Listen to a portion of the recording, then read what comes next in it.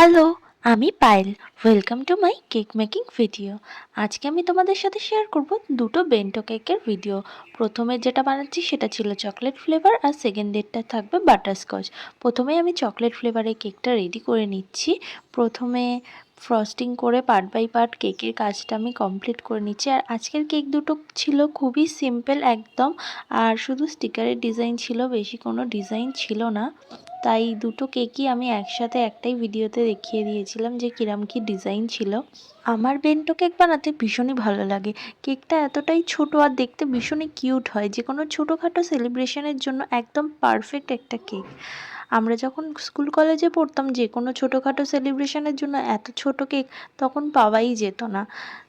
আর ৩-৪ জন থাকলে যে পরিমাণে টাকা উঠতো, সেই পরিমাণে গিফট কী কিনবো আর কেক কী কিনবো সেটা বুঝতেই পারতাম না। কিন্তু এখন দেখো, কোনো ঝামেলাই নেই।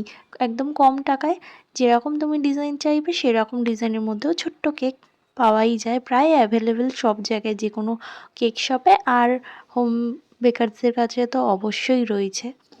আমার থেকে কিন্তু বেশিরভাগ বেন্টো কেক স্কুল কলেজের স্টুডেন্টরাই নেয়। আর বন্ধুবান্ধবরা যখন ছোটোখাটো কোনো সেলিব্রেশন করে কোথাও গিয়ে, তখন কিন্তু এটা বেশিরভাগ নেয়।